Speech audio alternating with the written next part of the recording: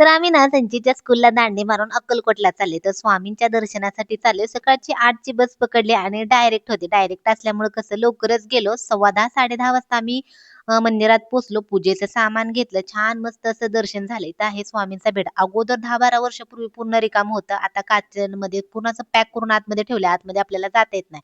नंतर मग सगळे आम्ही इथं थोडंसं बसलो होतो. इथं सगळे असं दर्शन झालं ना, एक बसतात. नंतर आरती सुरू झाली. तर बघू शकता आम्ही 11:30ची आरती असते. आरतीला थोडा वेळ थांबलो. आरती झाल्यानंतर पण आम्ही एक अर्धाभर तास बसलो. नंतर इथं आहे ना, हे झाड आहे आणि जे नशीबवान आहेत ना, त्यांना ह्या झाडातून श्री स्वामी समर्थ असा आवाज येतो म्हणतात बरं का.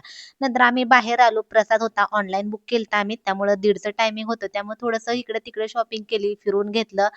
आणि इथं थोडेसे फोटो काढले. आता आम्ही ना एक म्हणजे मी लग्नाच्या अगोदर पण आम्ही बऱ्याच वेळा चालतो. तेव्हा ना हे फक्त पत्र्याच्या शेडमध्ये स्वामींची अशी मूर्ती होती. इथं पुढं असं काही जे आता डेकोरेशन वगैरे केले ना, ग्रीन वगैरे असं काही टाकले ना, तर त्या अगोदर असं काही नव्हतं बरं का. फक्त माती होती. पण आता खूप जास्त डेव्हलप झाले. मंदिर पण छान झाले. इथं अगोदर जुना प्रसादाचं म्हणजे होतं. इथं प्रसाद मिळायचा. आता प्रसादाचं पण खूप मोठंच्या मोठं केले. नंतर आम्ही प्रसाद घेतले. याचला प्रसाद खायला.